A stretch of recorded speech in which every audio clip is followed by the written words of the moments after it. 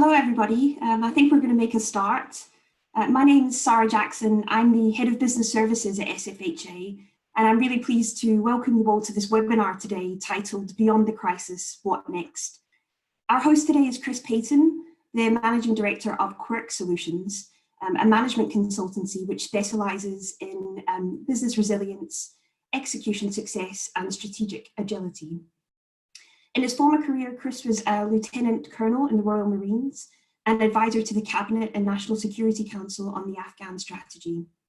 In 2010, Chris co-authored an article on how the UK's Royal Marines plan in the face of uncertainty, and he's been published in the Harvard Business Review.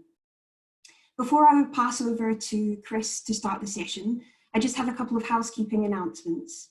So this webinar is due to last just under an hour, but you're welcome to leave any time, and a recording of today's session will be available after the broadcast along with the webinar slides.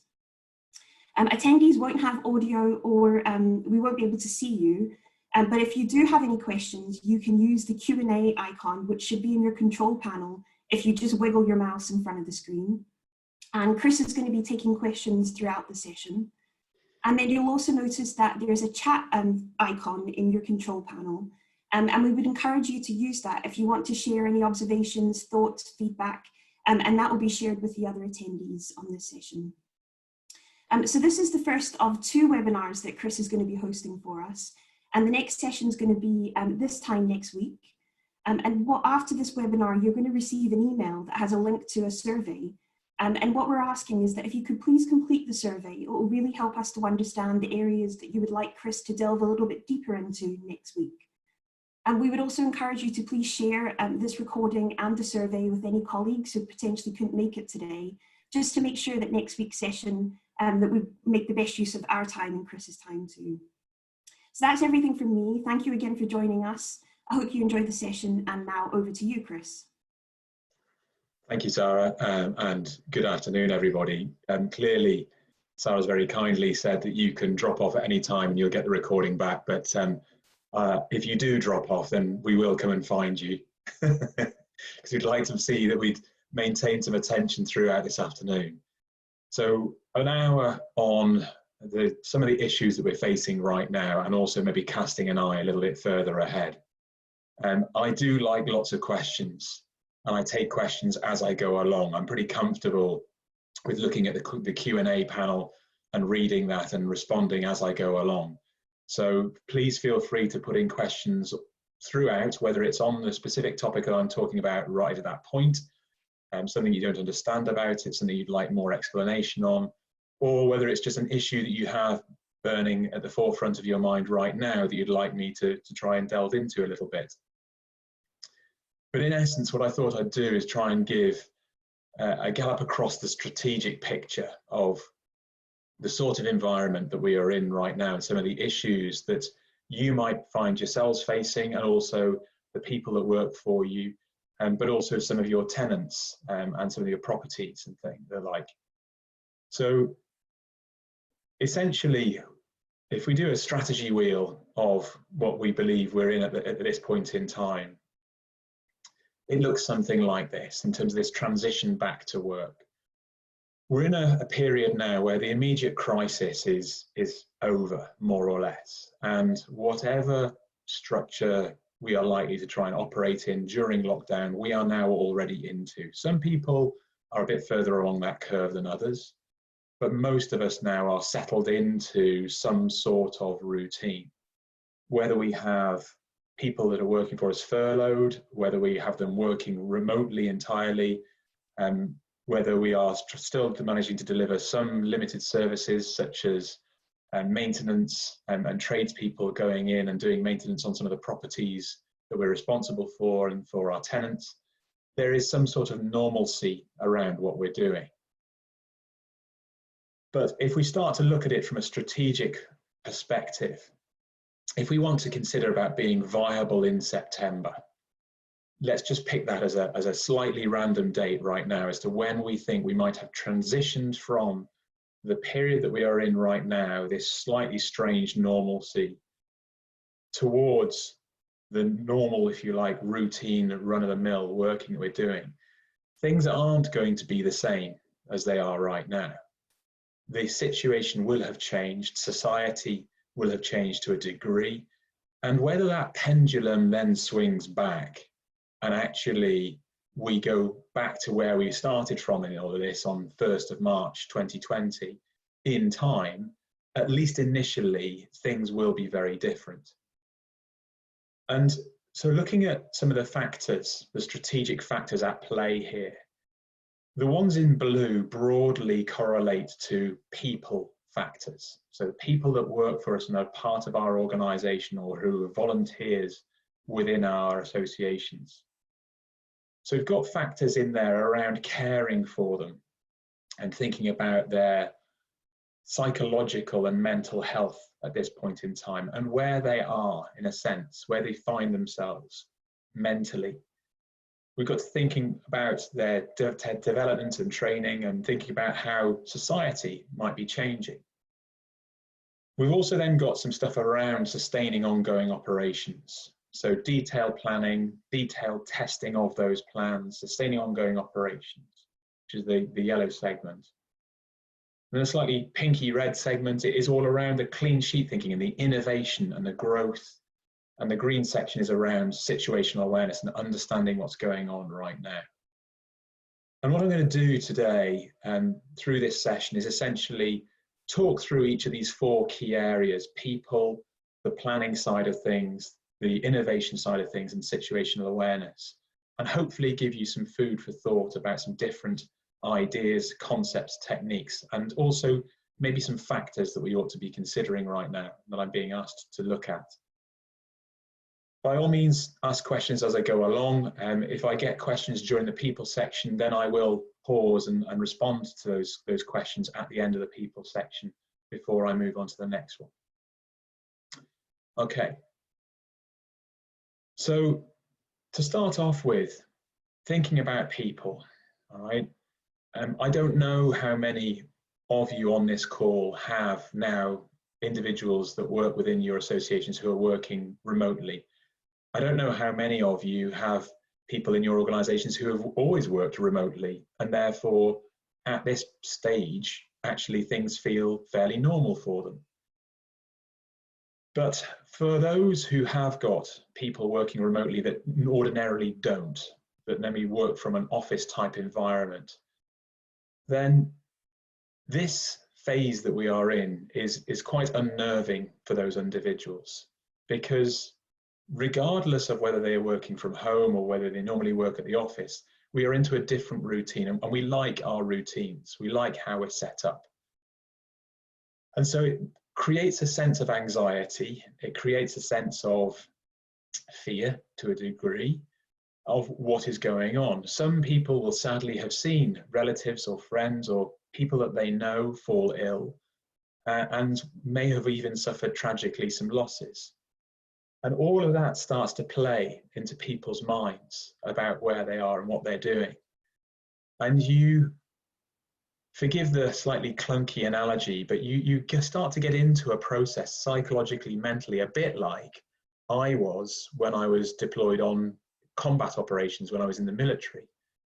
Locked away in a building, essentially the same building. To go outside of that building felt risky, it felt dangerous, and you're very used then to the people that are around you, as in the family that are around you, the people next to you. And so when we're thinking about that transition back to work, when we're thinking about how that might feel, for lots of individuals, this is going to feel like a really frightening time, because they will feel like they are stepping outside and taking a lot of risks. And again, it was a bit like me coming back from those combat operations back to the UK and back to home and seeing my family. You'd land at the airport and get met by your family, which is always wonderful. But then you get in a car and you're driving along all of a sudden at 60 miles an hour down a dual carriageway. Whereas for the previous 6 months, I'd been shuffling along, gazing at my feet, trying to spot where some sort of threat was going to be coming from the bomb hidden in the ground. So to suddenly be doing that speed was really shocking and terrifying. The same thing when you then go into the supermarket, the noise, the amount of people. So the shift back is going to be really interesting. And two techniques I would offer you to think about in this particular circumstance. The military would use a technique called decompression, or a period of decompression. So as we came out of somewhere like Afghanistan, we would be flown into Cyprus, and we would go to a military base, a sealed military base, a safe area, if you like, within Cyprus. And we were then allowed to have a little bit to drink, we were allowed to do some sport, and we were basically given 2 to 3 days just to be amongst each other and to unwind a little bit from the high pressure environment that we've been in. That then allowed us to transition back to our normal lives a bit better, rather than arriving hugely stressed and still wired with all of the mental issues that we've had from being away. So maybe have a think about how you can enable some decompression of a sort for your teams and for your people in that transition process back to work. The other part of that decompression process was a technique called TRIM that we used, Trauma and Risk Incident Management, which essentially was about allowing people to sit down and talk about their feelings. Now, the military people, it's not actually that straightforward because they don't really like talking about their feelings. The men and the women that operate within the armed forces think of themselves as quite tough, capable individuals. So sharing thoughts, sharing emotions, sharing feelings was a bit alien to them. But it became an incredibly powerful tool in normalizing and understanding where each other are all coming from. So again, when you're thinking about that transition back to a standard running, if you like, of the organization, of the association that you have, think about that sharing of emotions and thoughts. Even if you have your team normally working remotely, and therefore it's quite normal, there will still be lots of thoughts that they will want to talk about and share with each other, which are going to be really important. Shifting a little bit onto the other area of the strategy wheel that I put up, there's then a piece around talent and training and development. If you have individuals at home at the moment and they're not necessarily as fully occupied as they could be, they will be feeling a sense of lack of purpose. What they do, what has been important to them, their job, is no longer necessarily there, particularly if they've been furloughed. And if that is the case, then they are going to be feeling a bit lost. So this is an ideal time to be conducting training if the association can afford it. Giving those people some useful training to enable the future. The talent that you've got in the organization, no doubt some of it has surprised you over this last few weeks. There's been people, I've got no doubt at all, who will have suddenly risen to the top and shown how good they are that you didn't necessarily always appreciate. There'll maybe be some rock stars out there that you thought were absolutely amazing that have really struggled. So how do you enable the future? How do you take that talent that's risen to the top and provide it with some training and some capability so that when those individuals come back into the association full-time and delivering full-time as they normally would do, they've got even more skills and enhanced skills, and you've retained that talent. I was talking to a CEO the other day, and he said that he had often seen training as just a contract with the employees, something that had to be done as a bit of a tick box exercise. And he hadn't realized how motivational providing some training could be to somebody, but also how effective it was at enabling the organization in the future moving forwards. So having a think about those courses, there's so many online courses out there right now that you could do, or virtual courses with virtual trainers. So something not dissimilar to this, sitting in a virtual room with somebody like me, talking through leadership, talking through management, talking through planning techniques, communication techniques, how bias affects us. All these sorts of things will be really powerful and useful to you in the future if you can retain and hang on to that talent. So there's at least a few of the elements that we'd need to think about. And then the other facet on people, I think that's worth considering is around the aspects of, how can I best put it?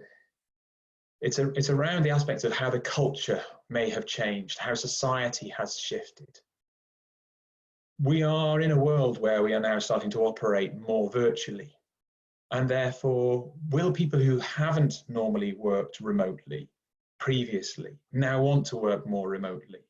Will they want to be part and parcel of having more days at home? What's the trust conundrum that creates for yourselves? In so much as you maybe feel a sense of needing to see those individuals or to see an office type setting to be sure of what people are doing, and not that they're just watching YouTube and then, you know, suddenly turning up for work. Well, they're watching YouTube when they're in the office. They just turn it off when you walk past. So this trust conundrum could be quite an interesting question for some of you to address and to think about. The final piece I would touch on here around people is on the issue of reintegration. If you have mixed teams, some working remotely, some still, if you like, at the forefront of things. If that is the case, then you are going to have to think quite carefully about, again, that decompression process of bringing that team back together again.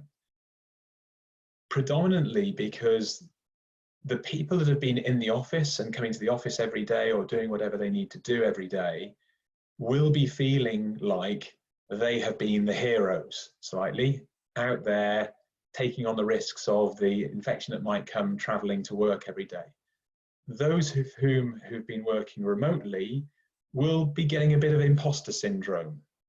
And so when you bring those two back together, there is the potential for friction if you're not careful. Those that were there and, you know, doing it, and even though the others have been working hard and being very effective, they've not had the same context, they've not had the same framework to consider. So that's definitely something I would suggest, you know, you need to think about. I'll pause for questions at that point in time. I mean, I'd welcome in the questions or in the chat any of you commenting on how many of you have people working remotely now who weren't working remotely before, or how many of you actually have always worked with teams working remotely or from home, because that will help me then set the context a little bit for the rest of the talk. So feel free to put that sort of thing into questions or chat, so that I can make this a bit more personal for yourselves and relevant to your own individual cases. Okay. So yeah, I've got a good question in from Leah. Leah, thank you. Some staff may reflect that their old job isn't for them anymore. Yeah, absolutely. I think that when we have periods of time like, you know, we've been in here now, people get the chance for downtime that they don't normally get. People get the chance to be much more reflective because there's a lot less to do. As soon as you get more reflective, then, you know, you start to consider where you are, what you do as your job, and how that job might change. You start to think about ways in which it could be done differently. And to that end, you know, absolutely, you've got to start to not just talk about how people feel emotionally and psychologically about coming back to work, but their ideas about what they want to do differently. And this is a point, I think, Leah, on being more of a vulnerable leader. I don't know how many of you have ever listened to Brené Brown's TED Talks or had a chance to read any of her books, but she's very brilliant at describing how vulnerability in leadership is a huge benefit to any organization. And essentially saying to the organization, as the leader, as the CEO, as the senior executives, because I've seen the list that we've got of people on today, and a lot of you are very senior. So that's the way I'm kind of pitching my talk at the moment. That there's nothing wrong with you saying, okay, how could the organization change in the future? What could we do in the future? How could we operate differently? And be that little bit vulnerable, be that little bit open rather than you feeling like you always have to drive the organisation. And we'll come on to how that can work in a little minute with some planning tools. Yes, of course, Janice, sorry, repeat the author of the Vulnerable Leader article. Yes, it's a lady called Brené Brown. Her name is spelled B-R-E-N-E, and that second E has an accent if you want to get really clever. Brown, Brené Brown. She's an American talk speaker, and absolutely brilliant. And she's done several TED Talks. She's also got several books. So from Helen wants to know about training ideas and development ideas, lots of leadership training, good courses online that might inspire them. That's a bit tricky, Helen, because essentially, I'd be making commercial recommendations of particular agencies or organizations, and I don't really want to get into that. What I would say is to consider some of the skills and then look for the providers that provide those sorts of skills. So for myself, I think that it's always important to have teams who understand planning well and can do planning well. And I'm not talking about Prince 2 courses or things like that, which were designed essentially for information and technology. This is more around, real practical, pragmatic planning tools that they could use. I think communication tools are always useful as well, understanding how to communicate better. I think understanding bias and how biases affect us, so that we're always looking for the confirmation bias, things that justify the decisions they've already made. I think working on things that help develop an analytical capability is always useful. And I'm sorry, Helen, I know you'd want me to list specific courses and specific providers, but I'm kind of dancing around the head of the pin a little bit here, because we are a provider of those courses, and I don't want to come across as either pitching or to be recommending other people, if that's all right. So I think there's all sorts of different bits and pieces coming through there, which is really useful. So we've got one in here. I've got 110 staff, most of whom are working from home, and therefore a huge transition to return to the office. So need to have a look at how that starts to look in the future. So still thinking, yeah. So let's move on to that then right now. Let's have a little look at this other part, this other facet of the strategy wheel that I put up, which is this area here down in terms of clean sheet thinking and solutions, and opportunities and growth. How can we get our teams to start to get involved in this sort of stuff? Because it is a way to give them more purpose. It is a way to allow them to do something at home that is useful and beneficial. And the way in which I often teach this is a technique called freedom in a framework. Okay, it's called freedom in a framework. It has military origins. So if you want to read a book around this, there's a really good book out there by a guy called David Marquette. I'll provide these links and these references to Karen and to the team after the talk, so that they can put them in with the follow-up emails. But David Marquette wrote a book called Turn the Ship Around, about this style of leadership. It's used by McDonald's as a commercial organization an awful lot. And in essence, it means that you are not having to do all the thinking as the senior leaders. You're getting your teams to do the thinking so that you can do the decision making, which essentially is what you should be focusing on. The way in which it works essentially, and if I give you an example of an organization I worked with just the other day, who are a residential care provider, but in the residents' own homes.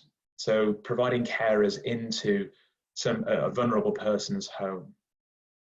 And they were saying that the biggest issue they face is that they're all about human contact. This is all about face-to-face human contact.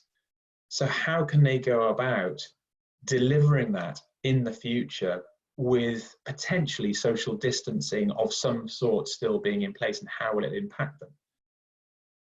So the way in which it's done with its freedom in a framework concept is relatively simple, as I explained to them at the time. So what we do is, as the leaders, we state what it is we want. So they wanted to maintain the human contact, all right, of what they're doing. That is the what, which is the desired end state. And then what we did was we set a bunch of parameters, or built a framework. So we said, well, actually, we'll let a small project team, 2 or 3 people, consider just a small number of actual either homes or individuals. So maybe only 5 individuals or 5 homes as a small little pilot project, if you like, and only in a certain geography. We're going to allow them an amount of budget or finance to think about, and we're going to set for them a certain number of other individuals from the organization they can draw on or can consult with, something like that. And then we're going to say, but you must comply with any government legislation, okay? So you end up with this weird shape, and it can be any shape. You can have triangles, you can have squares, it doesn't have to have equal sides, it can be whatever you like. But the key thing is that you, having stated the what, within that framework, the teams are now able to come up with the how, okay? So they can explore anywhere they want to within this area, within this framework that you've given them, to come up with the how. So lots and lots of ideas now coming from 4 or 5 people, and you've enabled that through the framework that you've created. They are being more innovative, they are being more creative, they are being more productive, they're feeling like they're doing something really useful.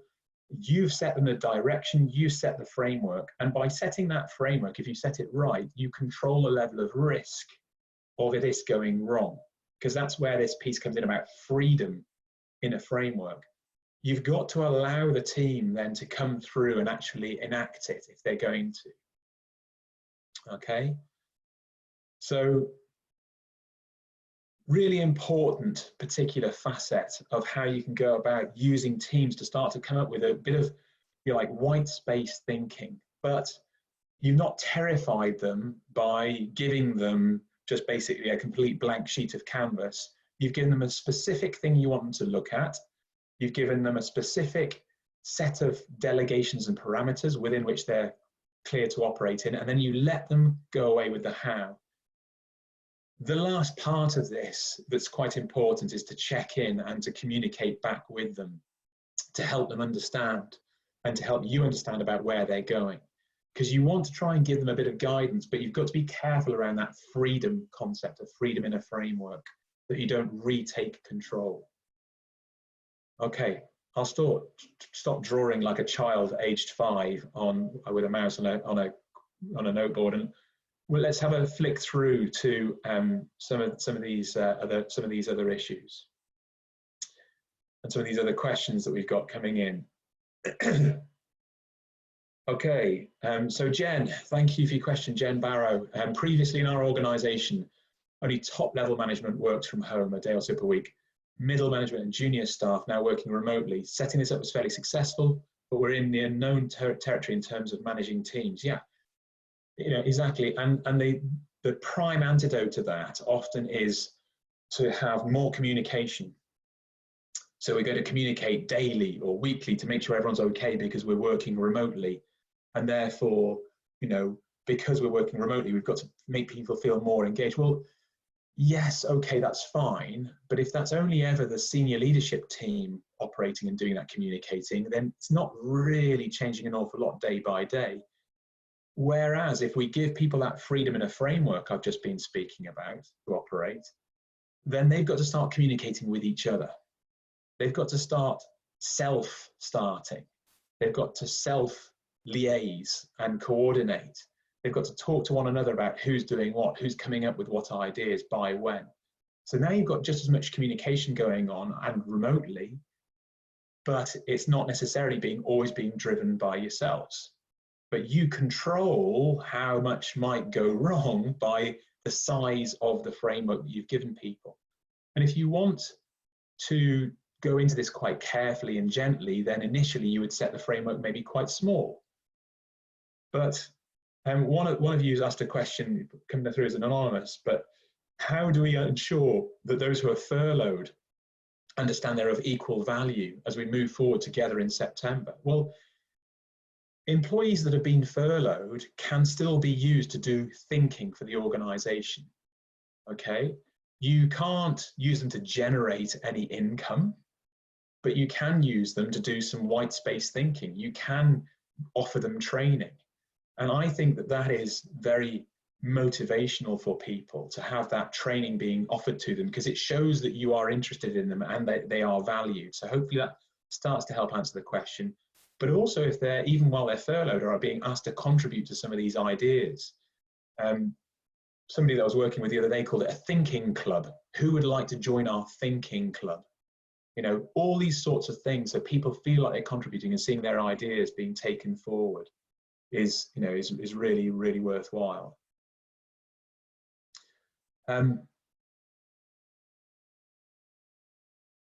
Yeah, I think that's a good point that's being made again by Leah, that probably being more visible via video across the organization than was previously, and making sure that it's relevant. Yeah, absolutely. If you're not careful, if you still do some sort of daily check-in and actually it becomes a bit of a, right, okay, what are we going to talk about now?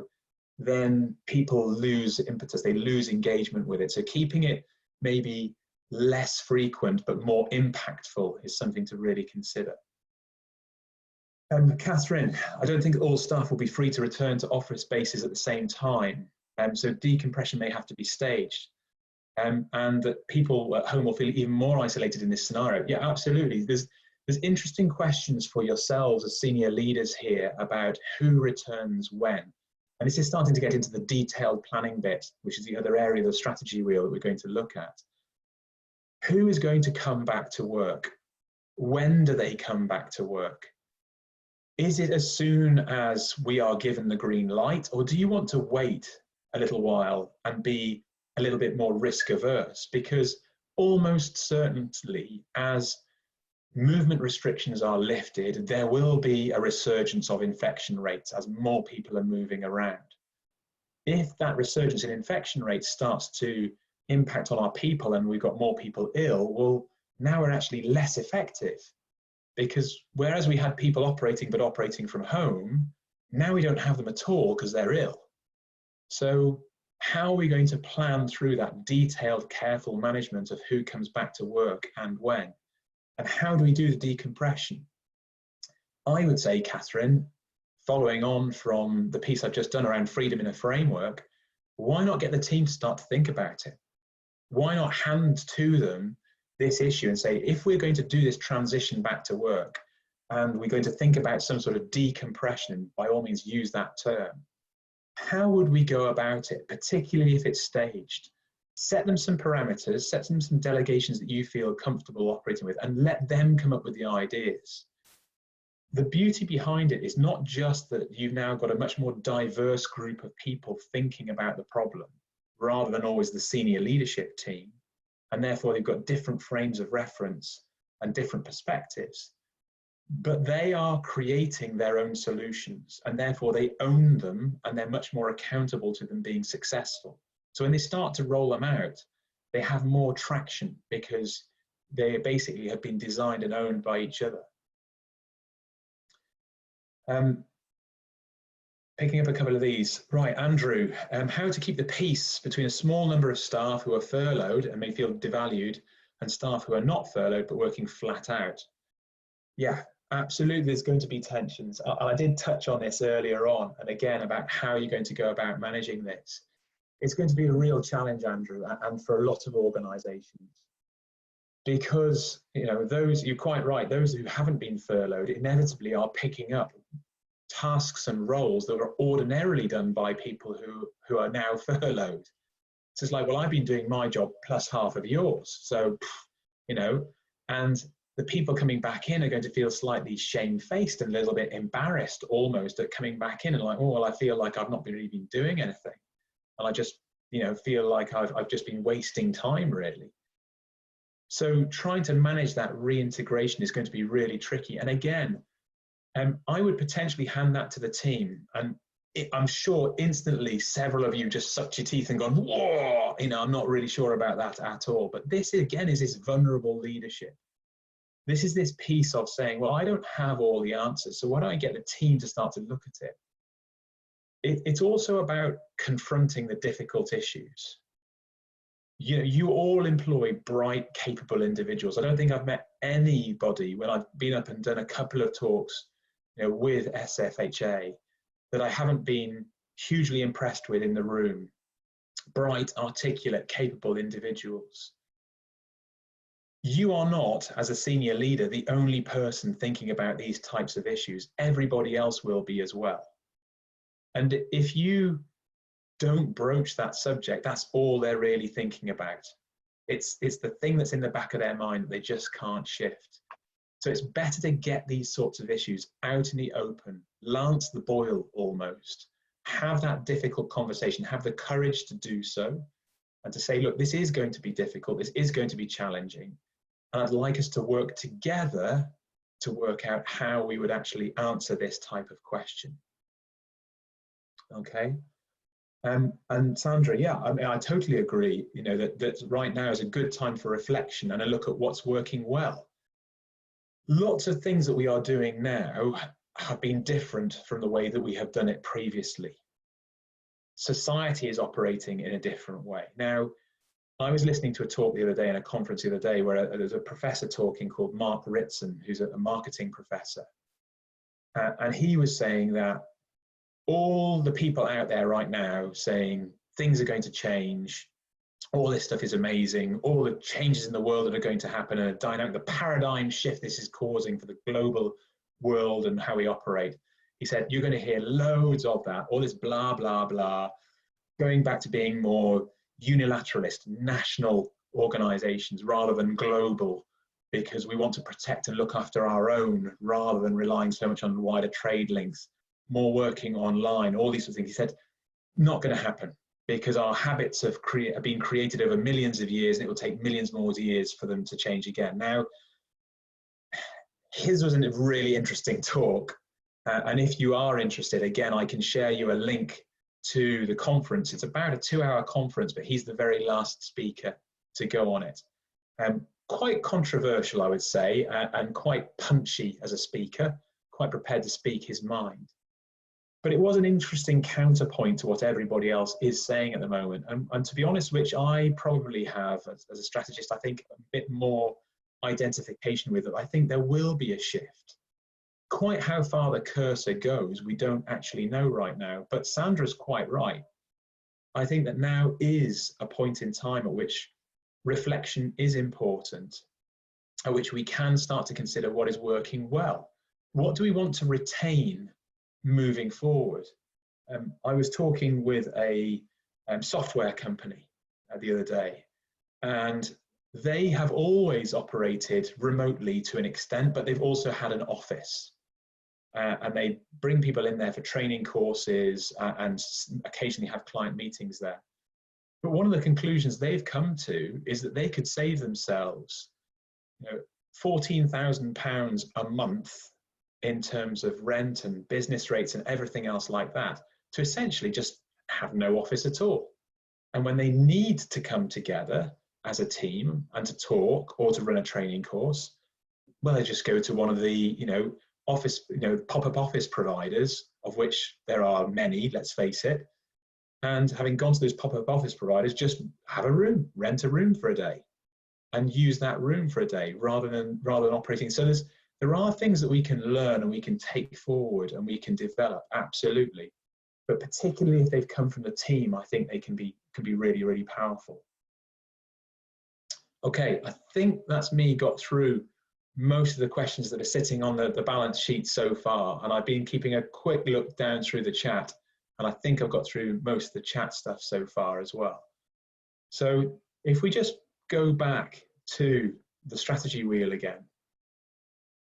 So we've had a look at the people factors. We've had a look at the training, talent, development that we can do.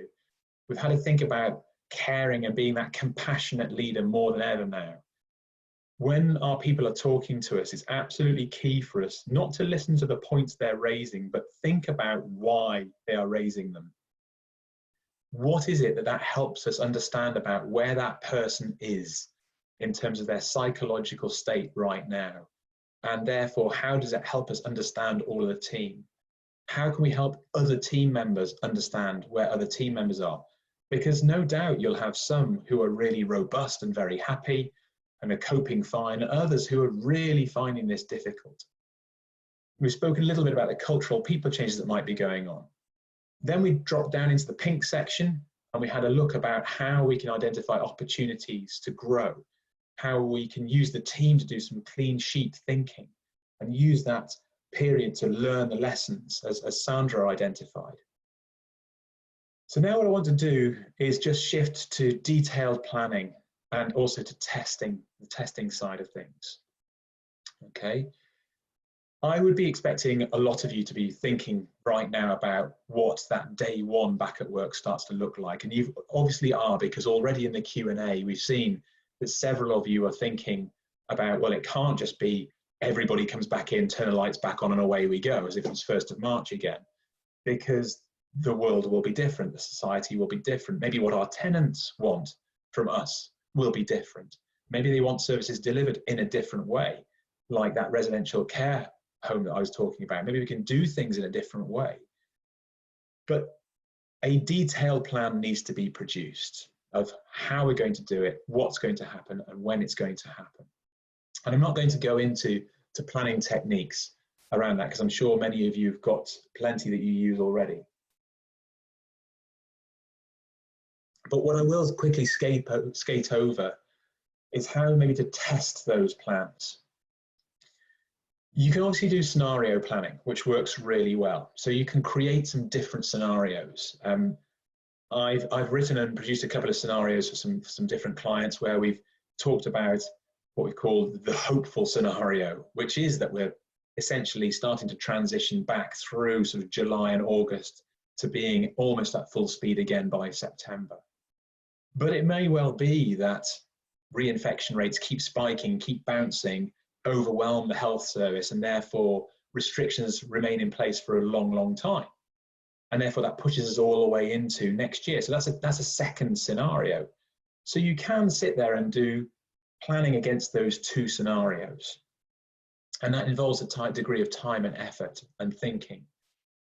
Or you can take a plan that you think is reasonably robust and makes sense right now, hopefully that's been produced by your team using that freedom in a framework approach, not just yourself coming up with a plan, but then you test it. And in testing it, you identify the different permutations and combinations that might come out. So how do we go about testing plans? There's lots of different ways. You'll have all heard of De Bono's 6 thinking hats. You can do devil's advocate tests and things like that. You can do a simple, very simple what if session. What if this were to happen? What if that were to happen? And keep on exploring that what if until you get to the very end of that thread and then starting again with different things. But my main message would be that you should always be testing your plans rather than just launching them and hoping that they work. Okay, there's famous military sayings like no plan survives contact with reality. It comes from a Prussian field marshal in the 1870s, believe it or not, called Field Marshal von Moltke. I used to do a fair bit of boxing, and I quite like Mike Tyson's equivalent, which is everyone has a plan till they get punched in the face. Now, we know that our plans are going to go wrong, but all too often what we do is we just run the plan and then hope it'll be all right. And we think, well, we'll crisis manage what doesn't really work. Well, it's much better. And it's in fact essential in the situation we're about to find ourselves in, going back into this transition to work to get things right.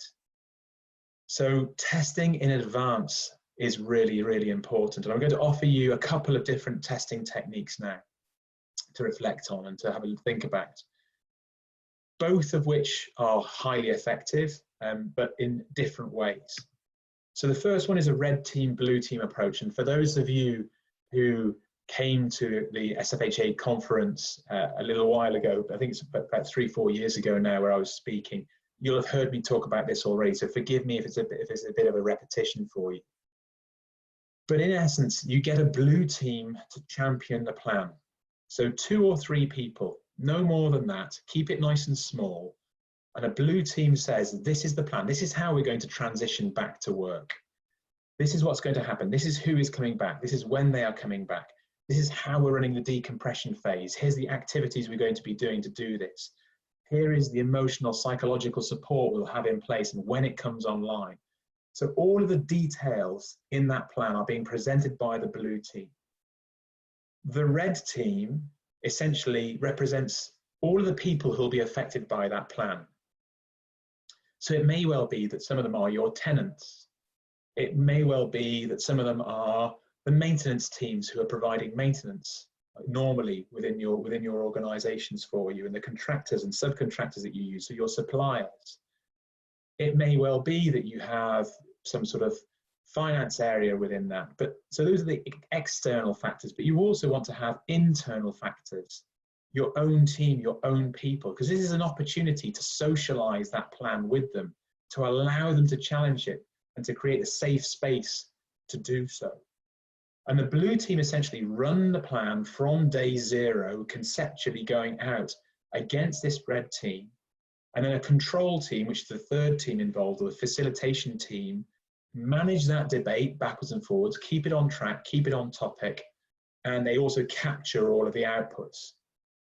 Now this might be, because I'm going to have to sketch over this a little bit, something that you want to develop in a bit more depth on the 27th, and I'd be very happy to do so in terms of the techniques and the processes behind designing one of these tests, developing it, making sure everybody's ready in advance, the sorts of outcomes that you get on the day. But you get the principle, right? It's an internal and external view of the plan. Some of those could be real individuals, some could be role played. So, you know, if you're doing it and you're trying to do this, if you're doing it for real, face to face, if we're in a position now where you can do or not, then you're going to maybe get one of your tenants to comment for real. You're going to get one of your maintenance suppliers to comment for real. Or it might be that you want to do it virtually, a little bit more difficult that, and I wouldn't recommend this particular test. Try to do it virtually if you're going to. It's actually this next test that I would recommend if you're going to try and do a virtual pressure test and you're doing it remotely with people at home. And it's called a pre-mortem. For those of you not to come across it before, it does exactly what it says on the tin. Okay, you imagine, whereas the red team, blue team started at day 0 and worked the plan out conceptually over time to work out where the speed bumps were, this is the opposite. This goes all the way to the end of the plan, says it's been a complete disaster, and we then identify reasons why that disaster would have happened, reasons for failure. What we then do is we rank or prioritize those reasons for failure into a priority order with the biggest problems at the top, the NIF-NAF at the bottom. And we then start to work out mitigations as to how we could prevent or avoid those risks from coming to fruition. So whereas the red team, blue team starts at 0 and is subtle and nuanced and runs out through the most likely course of action and what you might need to think about, this one is kind of like worst case scenario planning. You go to the end, you go to September mentally, and you say, right, let's imagine we are now at September and this has been an absolute disaster. We haven't transitioned back at all well. The whole organization is chaos. You can go into that a little bit. You can describe what that chaos looks like and feels like to get people really into it. And then on a simple Zoom meeting or Teams or however you want to run, whatever platform you want to use, each person then gives a reason why they feel they would end up in that situation, why that disaster would have happened. You then have a group discussion around what that might mean, and you have ranking them and prioritizing them, and then you very quickly try and shift it to being positive, so it's not all negative. Right, now how can we avoid that? What do we need to do to stop that happening and to improve the plan? So that's another testing technique, okay? and a highly effective one. It can cause difficulties, this one, in terms of relationships with individuals in the organization, because if you're not careful, one of the reasons why something will go wrong is because somebody will say, well, that's because, you know, this part of the team won't be doing what they're meant to be doing, and that can cause friction. So you have to be careful about how you manage that a little bit. But just having a think about those different testing techniques and how you might go about it. And having done one the other day for a client and run one virtually, there were some interesting things that came out of it that sort of started to, in my mind, apply, I think, a little bit to your world. I'm not hugely familiar with housing associations. You have to forgive me. I do know a little bit about it, but not a lot. But one of the issues when we said, right, okay, this is a construction industry, this is a construction company, right? And when we started talking about why might your business not be viable in September? If it was a catastrophe, why would that be? One of the things that was brought up was the fact that, well, when we go back to this day one, whatever day one is, it's going to be really hard to get hold of the trades because everybody will want the trades at the same time. So now all of a sudden, all this maintenance on all of these properties that needs to be done, that we've been putting on hold because we don't want people going into other people's houses, now has to happen, but so does everybody else all at the same time. So we've got no materials, you know, and we've ended up with the equivalent of loo rolls, but for plumbers, which is slightly ironic. Or it's about loss of people. We were talking about that earlier on. As more people are allowed to come back out and circulate, people start to get ill, and individuals who've been working really well for you so far now can't work for you. There was the issue, one of the issues that came up for this firm was overconfidence, a sense that we're all fine. So everybody thinks we're fine, and therefore we're not going to really worry about any of these problems. And so this pre-mortem pressure test allowed them to go, oh, actually, yeah, there's quite a bit that could go wrong that we would need to probably address and look at. So a couple of different pressure testing techniques for you to have a think about there. Okay.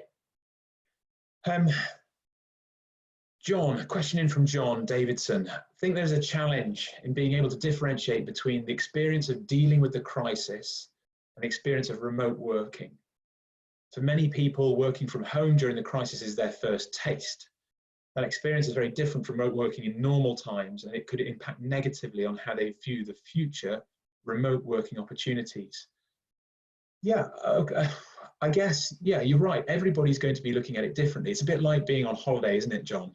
You know, you can go away and have a margarita on some beach somewhere and it tastes absolutely amazing, and eat some dish of food and it's absolutely incredible. And you're convinced that when you get back to, you know, Greenock and it's all a bit dreich, that margarita and that plate of food is going to taste exactly the same.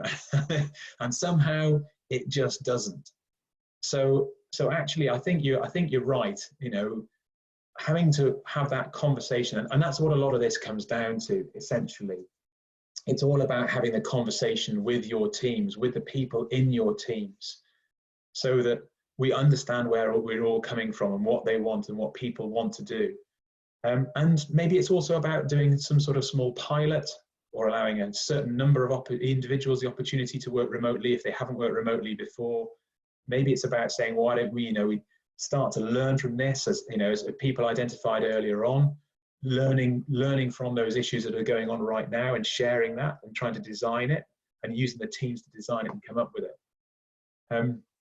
There are all sorts to think about right now. Okay.